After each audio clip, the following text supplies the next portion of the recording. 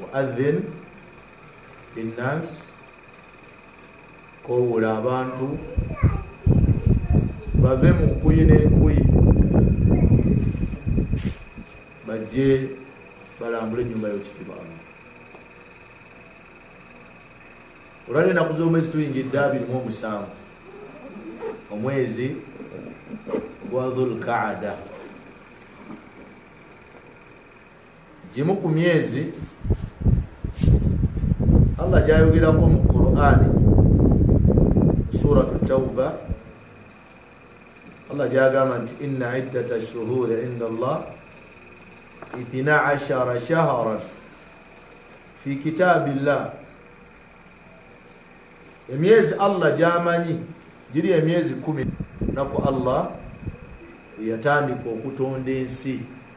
Ino emyezi tegitandise jjo wabula gyatandika nga Allah ayibirizaawo ensi. Minha arba'atun hurumun, mujjo mulimu ena gya mizizo. Dhalika ad-diinu al-qayyim, eyo yeddiini yammwe oba yenkola enzijufu, yenkola enzijufu. Mu myezi egyena fala tadhlimu fihinna anfusakum, tetugezaako okukoleramu obulyazaamaanya mujjo. Fala tadhlimu fihinna anfusakum, tetugezaako okukoleramu obulyazaamaanya.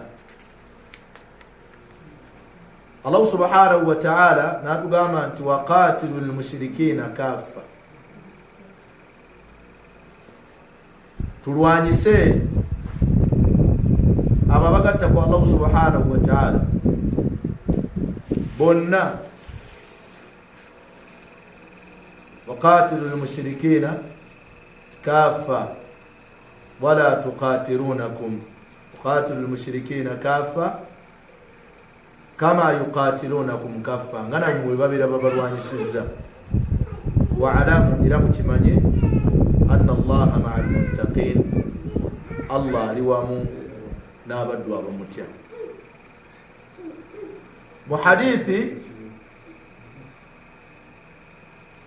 sallallahu alayhi wa sallam etulambikira ekyo, yagamba Mubaka sallallahu alayhi wa sallam nti omwezi guno gwe tulaba, omwezi guno gwe tulaba gwetooloola gulina emyezi 12. Mu myezi egyo 12 minha arba'atun hurum, mulimu enajjo gya mizizo. 3 mutawaliyat, esatu jo gijja gigoberigana. 3 mutawaliyat, ate 2 ogumu gwo gwesuddeko akabanga. Mugigoberegana mulimu guno ogwa Dhul-Qaada, mulimu ogwa Dhul-Hajji, ne mubeeramu n'ogwaki, mubeeramu n'ogwa Rajab. Mwebaserabidde kati gino ebiri bwe kibeera ng'omuntu tateekeddwa kukoleramu bulyazaamaanyi, kiba kitegeeza nti kyonna ky'okoleramu mu myezi gino bwe kiba nga kyonoono, kinenewazibwa maaso ga Allah. Bwe kiba nga si kyonoono, era empeera yakyo Allah subhanahu wa ta'ala wansaba. Naye yagadde tutunuulire ku bire 10 ebisuubirwa okubeerawo ku lunaku olw'okutaano oba olw'omukaaga. Singa tunaabeera tetujjuzizza, bitandika lwakutaano. Singa tunaabeera tujjuzizza, bitandika lwamukaaga.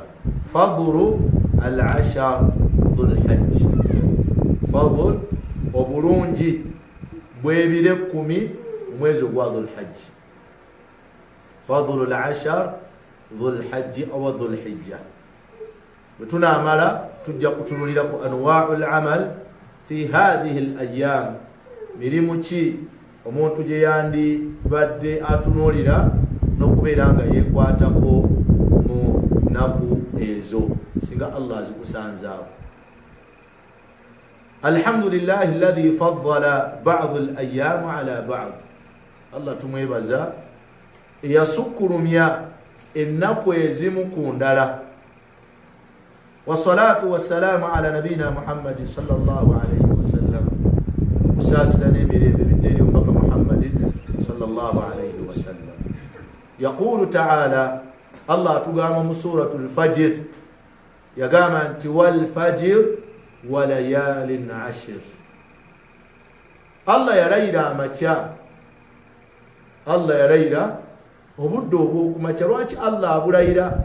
Buli kyonna Allah kyabeera alayidde. La ta'lamunna azim, manya nti kinene kigulumizibwa. Allah kyonna kyabeera alayiddeko. Va kufa abalayira nga tulimba, va kufa abalayira nga tulina bye twagala okukola ki, okuyisaawo. Naye Allah ne bw'aba talayidde, wabula Allah gayogera mazima. Waman asdaqu min Allahi qila waman asdaqu min Allahi haditha. Ani asinga Allah okwogera amazima? Yalayira amakya, bw'amala okulayira amakya, wa layalin ashr, Allah n'alayira n'ebire 10. Faqad qala al-Qurtubi, man yayitibwa Qurtubi wa Mujahid, ne Mujahid bagamba nti ala anna al-murad bil 10 layal, ekyali kiruubirirwamu, ekyali kigendererwamu n'ebire 10 huwa 10 dhul hajj, byebire 10 ebya dhul hajj.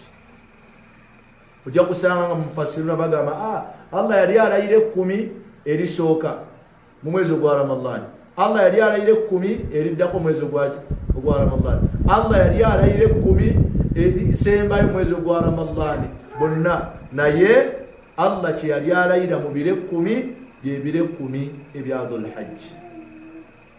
Lwaki abilayidde? Awo tuteekeddwa okutega amatu twebuuze lwaki alayidde Allah ebiro bine 10. Kiba kitegeeza biro mwana wattu byankizo.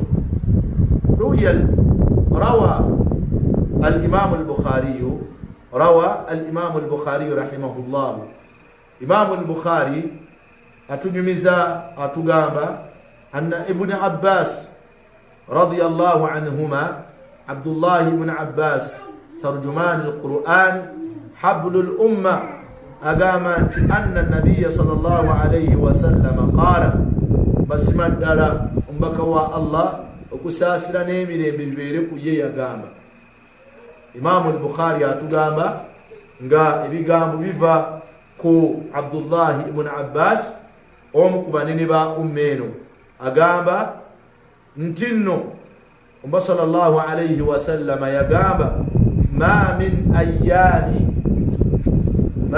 ayami teriyo nnaku, ma min ayami teriyo nnaku nga al-amalu salihu fiha, nga singa omuntu abaako akalimu akatuufu kaba akoledde mu nnaku ezo, al-amalu salihu fiha, nga singa omuntu abaako akalimu akatuufu kabeera akoledde mu nnaku ezo, ahabbu ila Allah, ng'omulimu ogwo ahabbu nga gwagalwa ila Allahi, eri Allah subhanahu wa ta'ala, min hadhihi al-ayyam, okusinga mu nnaku zine 10, yani ayyamu al-ashr, amakulu mu nnaku 10 eza dhul hajj. Kati omulimu ogwo bwe kubeera nga bw'obeera ogukoleddemu, Allah subhanahu wa ta'ala agusiima, agwagala nnyo. Mulimu ki? Basahaba bwe baawulira ekyo, qaalu, kyebava bamubuuza, kuba bo kye baali basinga okutegeera kwe kugenda mu lutalo okulwana. Qaalu ya Rasulallah, kyebava bamubuuza ne bamugamba nti wange ku mbaka wa Allah, wala al-jihadu fi sabilillah, wala al-jihadu fi sabilillah, kabeere ng'omuntu agenze mu lutalo lw'eddiini n'alwana, omuntu ono asangiddwawo n'ebiro bine 10 oba n'ennaku zine 10, omuntu ono amukira, amusinga.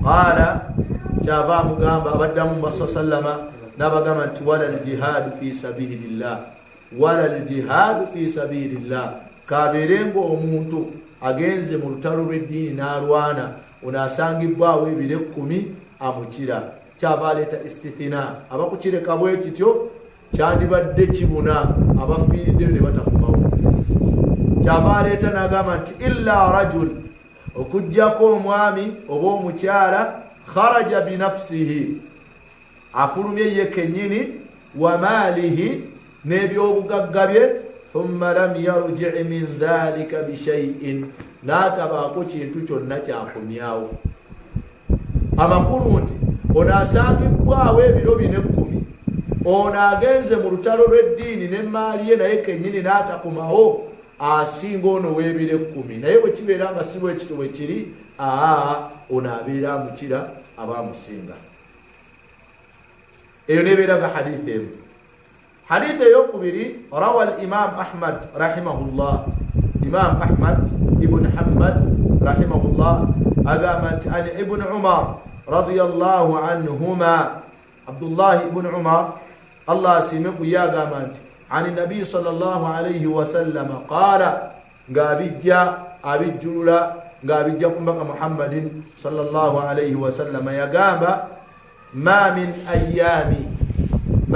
ayami teriyo nnaku a'zam nga nzito nga zinenewazibwa wa ahabbu ila Allah nga zaagalwa mu maaso g'owekitiibwa Allah subhanahu wa ta'ala wa ahabbu ila Allah nga zaagalwa mu maaso g'owekitiibwa Allah subhanahu wa ta'ala yagamba nti wa ahabbu ila Allah al-amalu fihinna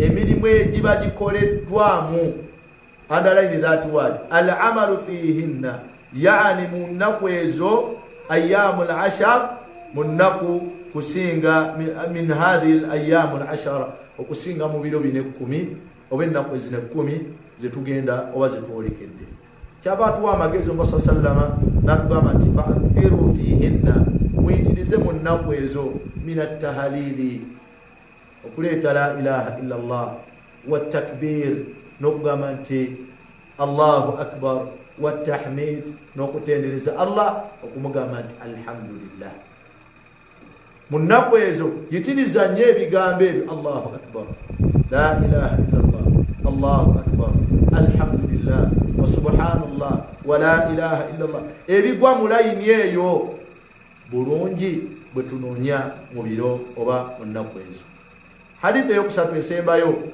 روى ابن حبان رحمه الله عن صحيح ابن حبان عن جابر بن عبد الله رضي الله عنه أقامت عن النبي صلى الله عليه وسلم قال وصلى الله عليه وسلم يقام أفضل الأيام ولنقول جاسين ذو كبيران قالوا بي قالوا انكزو يقام أنت يوم عرفة لنقول وعرفة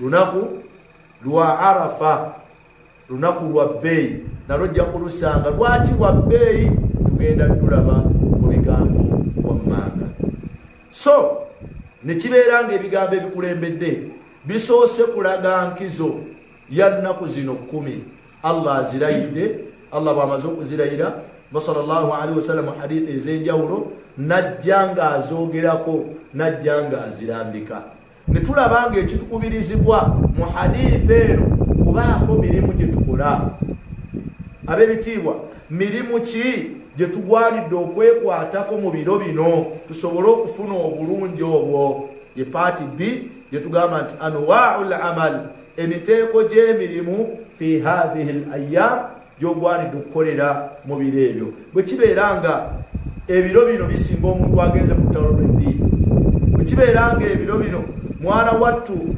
byankizo nnyo era byagalwa mu maaso ga Allah abange mirimu ki gye tugwanidde okutunuulira tubeere nga tugyekwatako mu biro ebyo omulimu ogusooka adaa'ul hajji wal umra okugenda okulambula ennyumba ya Allah okukola hijja ne umra rukunu min arkaani al-islam al-khamsa mpaji mu mpaji z'obusiraamu emmeka 5 saateera mpaji jojja okusanga ng'ekwata kya mpaji Allah gye yafuula omwezi omulamba oguyitibwa shaharu dhul hajj, mpaji mwezi mulamba. Si gwonna tigukolebwamu, wabula waliwo specific time. Ibada eno weteekeddwa okubeera nga ekolebwa. Adaul hajji wal umra, mulimu abagamba nti twagenda naye sirina kye nalaba e Makka. Bantu bakulungulwa batandika kugenda olw'omukaaga, abantu bagenda kisaawe ky'entebe bakifudde bize. Teriyo mwezi gusinga kubeera nga kisaawe ky'entebe kibeera bize nga kusinga kiseera nga ab'e Makka bakola batya. Nkakasa nti ndowooza ne mu nsi yonna bantu bagenda ku nnyumba ya Mungu subhana. Kiki ekiriyo ekibatwala balina obusuubuzi bwe baagala okukola wakati waabwe nani ne Allah subhanahu wa ta'ala. Wa huwa afdalul amal, nagwo gwe mulimu ogusinga okubeera ogw'enkizo ogw'ebbeeyi. Gugulwa layisi, ate gugulwa layisi kuteekamu buwanana bwa ssente obukadde obutakka wansi wa 20+. Obukadde obutakka wansi wa 20+. Kati omuntu bw'abukolera mu nnaku zino abange abeera akoze omulimu ogusinga. Qaala Rasulullahi sallallahu alayhi wa sallam yagamba nti al-umratu ila al-umra, omuntu okulambula ennyumba ya Allah n'abeera nga addiŋŋana n'agendera n'akola umra, kafaratun lima bainahuma, Allah akusonyiwa by'obeera okoledde wakati awo. N'agamba nti wal hajjul mabrur, ne hijja Allah jakkiriza, laysa lahu jazaa'un illa aljanna, teyina mpeera yonna wabula Allah okukusasula ejjana. Kyekigendererwa kyange, kyekigendererwa kyo Allah kukuwa jjana. Yeesiimye oyo yakutte sente ze nga zivudde mu makubo matuufu Allah gayagala. Lwaki? Inna Allaha tayyib, abange Allah mulungi. La yakubalu illa tayyiba, Allah takkiriza okujjako ayagala birungi. Kati gwe wenna anaakola ibada oteekeddwa okutunuulira wojja. Aseeka ate nze mbeere n'essuubi za ntasuubira, sikwatangako na mukadde 10 awo wamu nti ŋŋenda Makka. Beera n'essuubi, kisabe Allah. Allah alina enteekateeka gye tuli. Mwaka oguwedde abamu ku baana baze abaagenda mwali musinga wange, naye yali agenda ku bbuca kugula poota ya nyama. Poota tuuka ku bbuca, musajja kyabajja namubuuza, namugamba nti hajjati hijja wagimala? Baba sigikolanga. Namugamba nkuwadde hijja. Nalowooza asaba, namugulira kilo z'ennyama mmeka? 3.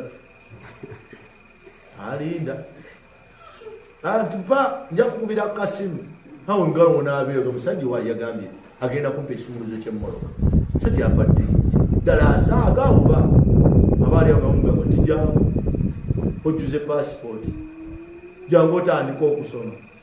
Wallahi aliyo abamu ku abo abaagenda okulambula ennyumba ya Mungu naye nga tekyali mu birowoozo. Dhalika fadlu, obwo bulungi bwa Allah. Abuwa gwabeera akoze ata? Wallahi gwabeera ayagala. Saate mulimu abaali basasula nga n'ebisale babimalayo ate bo tebaagenda. Kati beera n'enniya, adaa'ul hajji wal umra. Imran omwaka ogujja ogambe nti insha Allah ndimu abo abanagenda. Tomanya director w'essomero ayinza ogamba nkuwadde hijja. Ebitera kuwulira abaana bawala nga bagamba nti yalonze ekyapa mu magi olw'okubeera nti omuvubuka yamugulidde akamotoka. Adaa'ul hajji wal umra, mulimu guzitowa, mulimu gwa bbeeyi. Wekitiibwa Allah yatugamba nti man hajja, mbaka yagamba nti omuntu yenna akola hijja falam yarfuth walam yafsuq, n'atayonoona hijja ye, raja'a ka yawmi waladatuhu ummuhu, akoma mugulunaku maama we yamuzaala. Subhanallah, omanyi kitegeeza, kiba kitegeeza ebyonoono byonna obirese. Tufuna banga mu buwangazi bwa sallallahu alayhi wa sallam yakola hijja mu buwangazi bwe. Hijja eyitibwa hijjatul wada. Aba be yakola nabo hijja baali tebakka wansi wa mitwalo 2 baserabidde 2 ku 2 alayhi salatu wassalam. Ye yali hijja yali musiru. So mulimu gwa bbeeyi baganda baffe gwe bagenzeeko bagenda gamba nti labbaik allahumma labbaik allah twanukudde kyekigambo ekigenda okusiiba ku nnimi zaabwe allah atunuulira ali ku arusi ddala mwabagamba mwanukudde akasente kaabulirwa abazijjeewa kyamu agenda gamba nti la labbaika gwe tonnayanukula la labbaika gwe tonnabakola otya omuntu gwolaba nti hijja ye allah agikkiriza kwe kukomawo wano n'akyuka kamu ku bubonero obulaga nti ibaada gyava okukola allah agikkiriza subhanallah ina omukyala gwentya yali mukyala muyimbi ajati sitesha mayanja allah amunyweze naye olwaleero sitetasi gyali muddala mukyala munyweze mukyala munyweze yagenda nakola hijja naye abataali ku ekyo bajati sofi bali muki bali kulya wahalummaja naba kati yenna agenda ku mulundi guno ng'agenda okulambula ennyumba ya allah with intention n'okumalirira rajaa ka yaumi waladatuhu ummuhu wallahi agenda kuddamu olunaku atya yakira kumakyala amasirika n'amuleeta tetugenze kati ffe tukole ki mu nnaku ezo kuba obulungi mpulira bumaze okumbukaana omulimu ogwokubiri siyamu hadhihi l ayyam okusiibako mu nnaku ezo au ma tayassara bwe zanguyidde tizabwatteeka bajama za sunna siyamu hadhihi l ayyam okuzisiibako n'obwa sunna bwazo nzaawo nze wennyimira ne ŋŋamba nti wezibanga sizabwatteeka olw'omukaaga sijja dusiiba anti sunna singa ebadde faradha nja kulusiiba naye bweba sunna sijja kulusiiba au ma tayassara minha bwe zikoze zitya bwe zanguyiridde wabil akhassu n'okusingira ddala ataswanidde kuyitibwako yaumu arafa olunaku lwa arafa kozi waliwo abantu bebayita baarafa baba otunulira arafa nga taliiko obufu bwa busiraamu arafat nga neswalaagi boma arafat naye nga yerabidde tamanyi lwaki bamutuuma arafa ku lw'obukulu bw'olunaku olwo n'enkizo y'ekifo ekyo kubanga buli haaji yenna awo bamutikkirira obwa haaji awo mwarafu bamutikkirira obwa haaji baguma bayita bangi nga temugendangayo hijjayo yonna mpaka yatugamba nti alhajju arafa omuntu okubalwako hijja tekedde okuba nga ayimiridde mu lusenyu ki bakubana abagendayo ennaku zino mu umura aga natuuseeko mu lusenyu arafa awo watuuseeyo naye tewatuukidde mu biseera bya mikolo gyennyini bakeerayo bukeezi saati ne bavaayo ngaobudde bukola butya olw'enkizo y'ekifo ekyo bagatta dhuhuri ne asiri ne babeera mu kusaba paka kuwulira buki paka kuwulira bubi kubanga tebereza okusaba okuva ku paka ku magalibi ng'eyingira obisaba ne bikuggwako saawa mmeka eziri awo notandika kutunuulira banno n'obalamba bakyali mu kalaadi bakyali mu dduwa kusaba paka kuwulira anti osaba n'obikoowa bwe bubyo ekintu kyonna buli lw'okikoowa kiba kitegeeza kikutuuse wano tukuwe waneeno tukuwe olunaku lwaba tugambe nti saba osobola okulumalako ng'osaba era osabako eddakiika gaaga nopawa gamba seka gwebaze naye katiirewo naye nebiggwayo olaba obisabye janna fulusi ate musukkaawo janna fulusi janna oyagala janna oyagala fulusi awo ate byonna bizingidde obulamu bwonna buli mu musaayi. So okusiibako ku nnaku ezo lwaki twandizisiibyeko?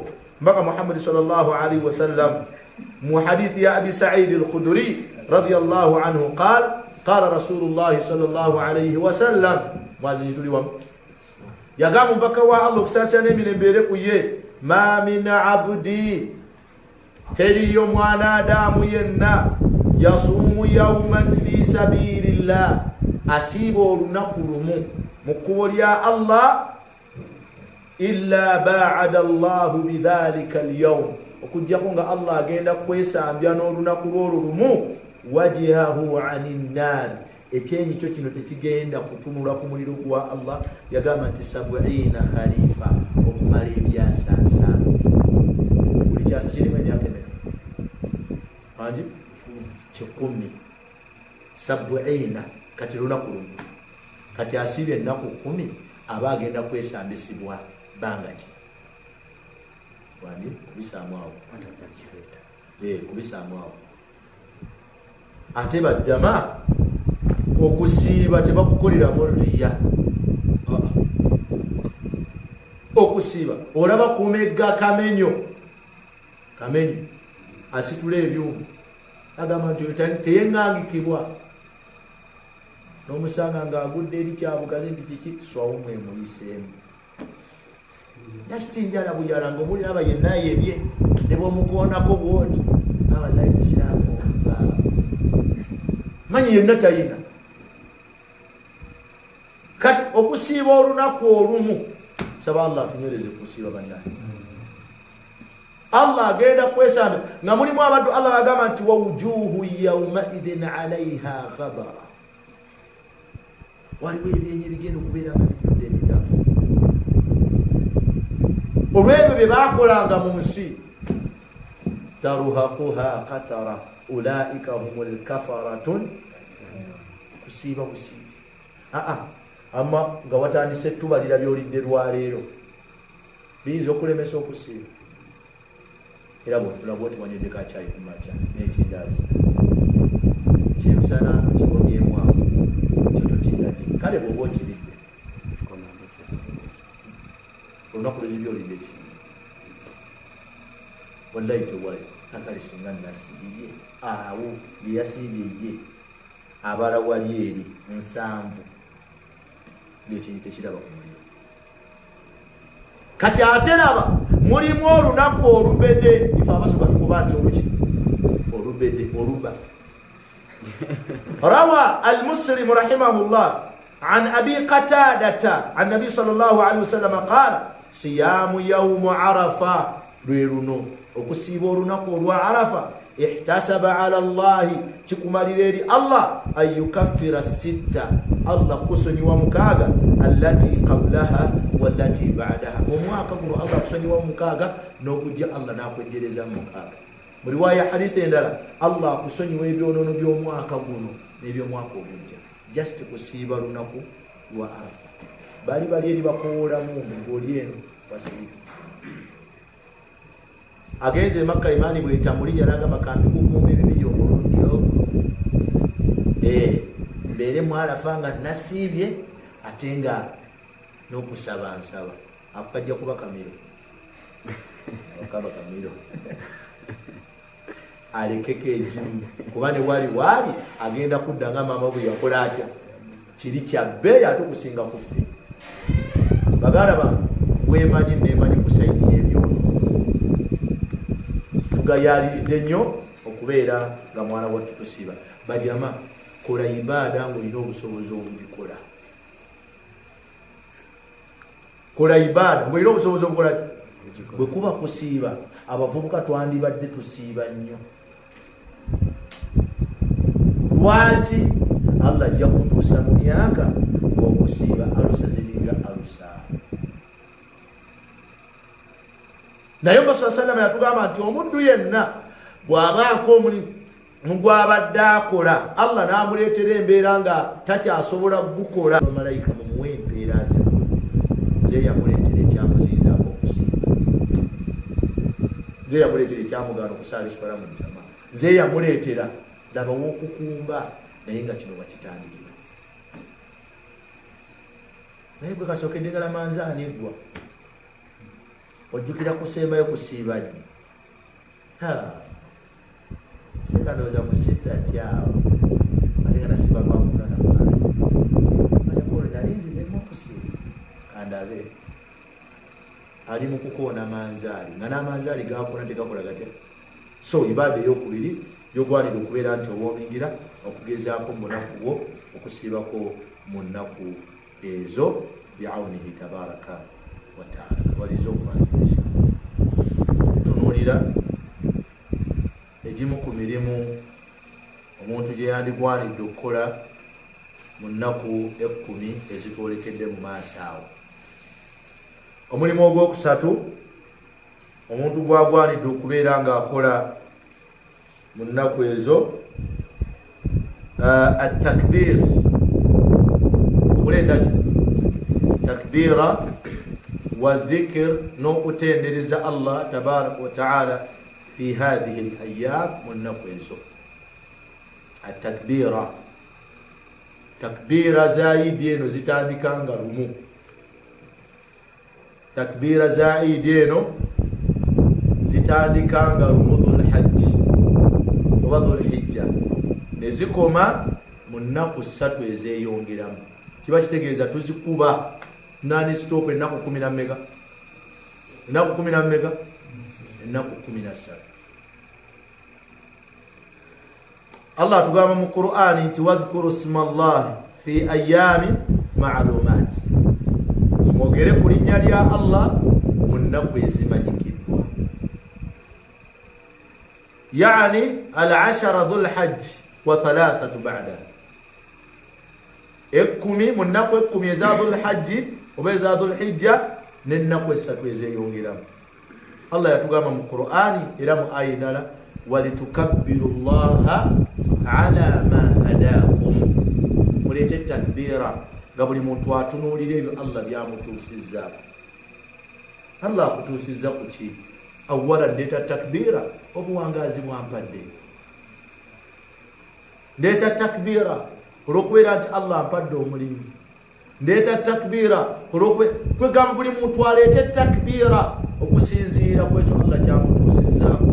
Allahu akbar, Allahu akbar, la ilaha illa Allah, Allahu akbar, Allahu akbar walillahi alhamdu. Abawali mubatera zitukubira nga tumaze idi buli ne bakifuula faradha etya ti bwe bamala okusajja salaamu bwe bati nga bagigawo takbira. Si kituufu. Baada salaam waliwo entendereza ezeeyawulidde. Kano kakaseera buseera ziri ne bwe kibeera nga kyakaseera buseera tekituggisaawo ekyobwetteeka kituteekeddwa okukola. Bwe tumaliriza esswala tuleeta istighfar. Lwaki tuleeta istighfar n'ebirala? Anti kubanga tuzze nga tuleeta takbira. Tebatugamba kuzireeta awokka mu kifo ekyo, wabula buli wonna we tubeera tuli tuteekeddwa okuleeta ki? Okuleeta takbira. So muleete takbira nga muwulidde nti lumu dhulhajj. Allahu akbar, Allahu akbar, la ilaha illa Allah, Allahu akbar, Allahu akbar walillahi alhamdu. Musireete tewabaawo kukola ki? Tewabaawo kwemola mu ngeri eyo. Omulimu ogwokuna gwogwanidde okubeera nga weekwatako mu kiseera ekyo attawuba. Attawuba okwenenyereza ani? Allah subhanahu wa ta'ala. Wal iqla'u 'anil ma'asi, n'okwesamba amaasi gonna wa jami'i dhunub, n'ebyonoono byonna. Attawuba twenenye. Allah yatugamba nti watubu ila Allahi jami'an ayyuha almu'minuna la'allakum tuflihun. Musabe Allah basonyiwe, mwenenye Allah subhanahu wa ta'ala ebyonoono byonna. Oba oliawo tubeere mu baddu abanaabeera abawanguzi. Tubu ila Allahi tawbatan nasuha, twenenye eri Allah olwenenya olwakyaddira. Point number 5, kathratul a'mal as-saliha. Kathratul a'mal as-saliha, okuyitiriza okukola emirimu emituufu. kathratu al-a'mali salihah okuyitiriza okukola emirimu emituufu min an-nawafil al-ibada mu mirimu egya sunna n'egya farada okuyitiriza okukola emirimu emituufu min an-nawafil al-ibada mu mirimu egya sunna n'egya farada nga mirimu ki kasala okusaala tusaale swala ez'obwetteeka jamaatan otumala okuzeekwatako okuzisaala then tusaale tuzaale neza sunna salatu duha tusaale qabliya ne baadiya tusaale sunnanul wudu tunoonya bulungi omulimu ogwokubiri gwogwanidde okubeera ngaokola qiraatul Qur'an okusoma ku musaafu okusoma ku Qur'ani some ku Qur'ani walillahi alhamdu wal minna omulimu ogwokusatu wal amru bil ma'ruf wan nahyu 'anil munkar okulagira bannaffe okukola emirimu emituufu n'okuziyiza emirimu emikyamu tugikole tufubeko mu nnaku ezo 10 oba oliawo nga tunoonya obulungi obuli mu nnaku ezo. Barakallahu fikum wa jazakumullahu khaira. Omulimu ogw'omukaaga tashri'u al-adhiya fi yawm an-nahr wa ayyam at-tashriq, okweteekateeka okusala ebisolo ne mu nnaku ezeeyongeramu ez'okusala ebisolo. Tashri'u al-adhiya tujja amateeka agafuga yenna agenda okusala tujja bbira omulundi ogunaddako, naye kati tutunuulira mirimu weeteeketeeka okubeeramu abo abanasala. Atawukasi mwegatte ku nte mwaka kakasa nti esooka yomwagimezedde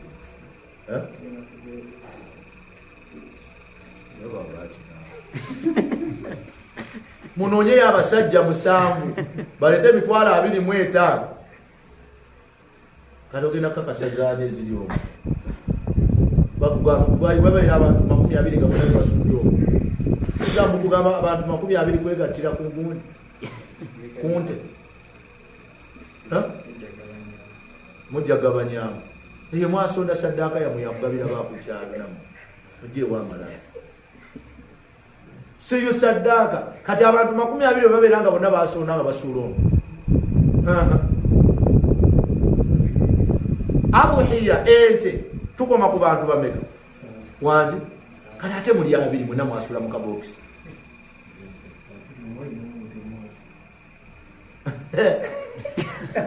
kale gutso guweze emitwalo 25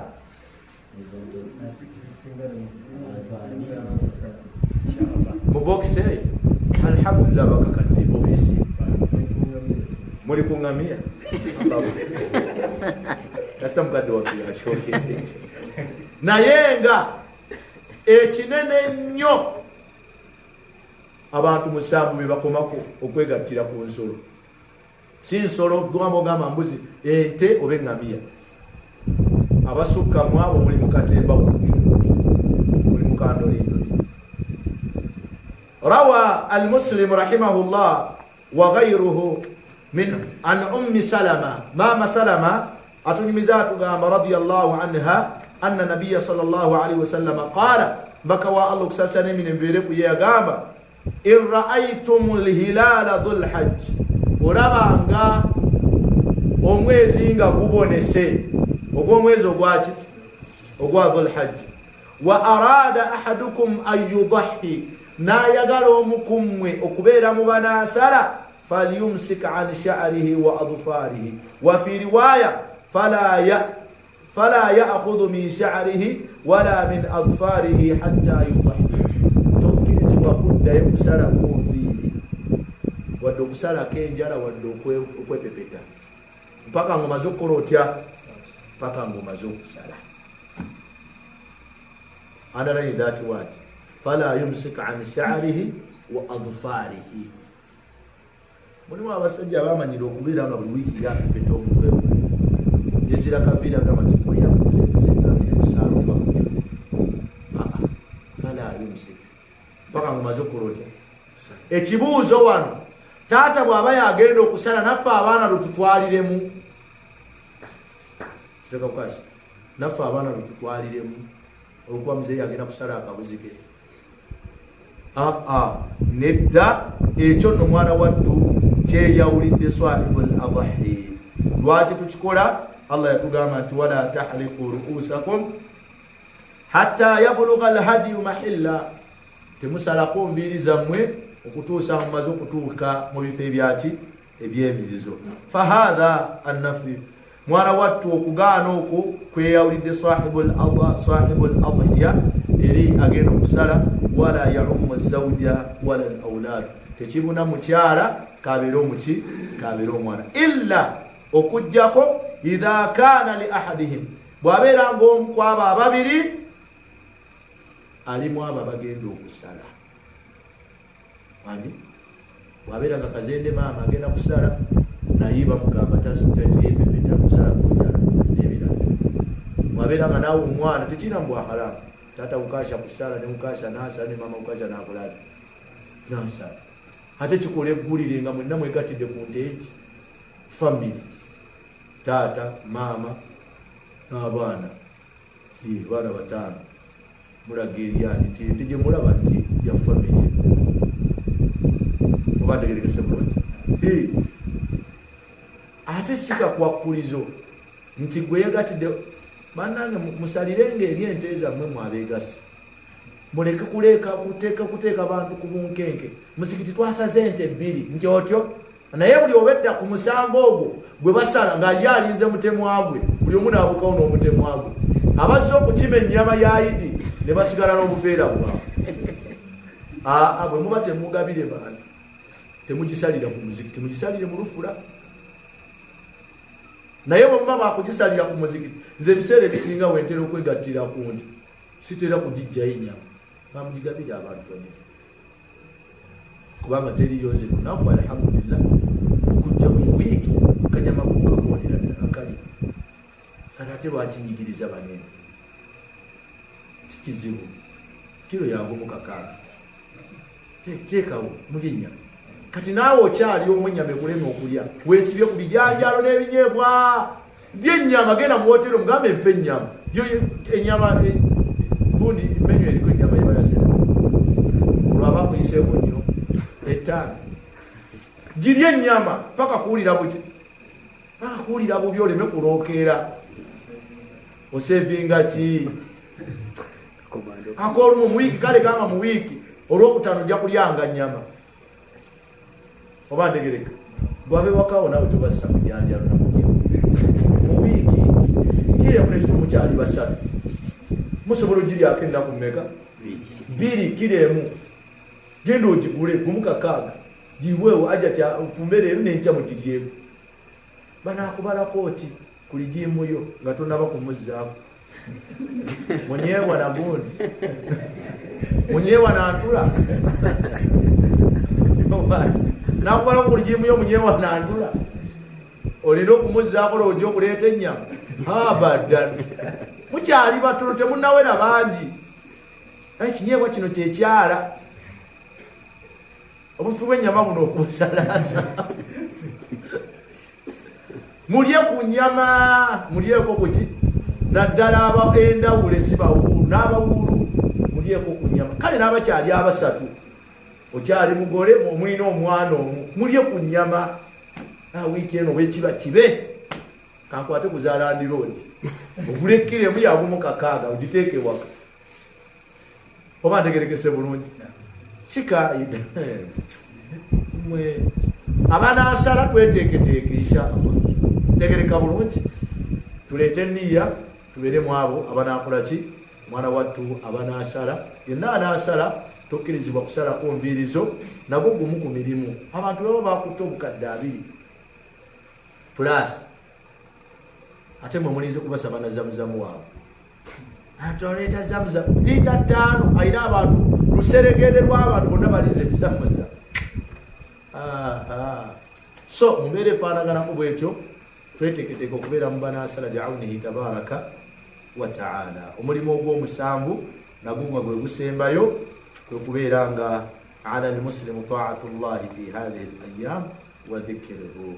Eri buli musiraamu yenna akubirizibwa okubeera nti mugonvu ekyakomeredde mu nnaku ezo n'okubeera omuyitirivu w'okujjukirani w'okujjukira Allahu tabaraka wa taala.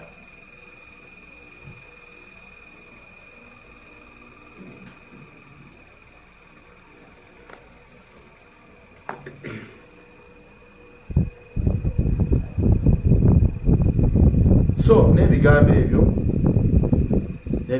mukkirize tubeere nga tukomaawo. Saba Allahu subhanahu wa ta'ala abeere nga atumalira. Saba Allahu subhanahu wa ta'ala abeere nga atumalira. Allah atuwe obulungi obuli mu kiro kino. Allah wasaafi subhanallah ashhadu an la ilaha illa anta astaghfiruka wa atubu ilayk. Subhana rabbika rabbil izzati amma yasifun wa salamun ala al mursalin walhamdulillahi rabbil alamin. Wassalamu alaykum wa rahmatullahi wa barakatuh.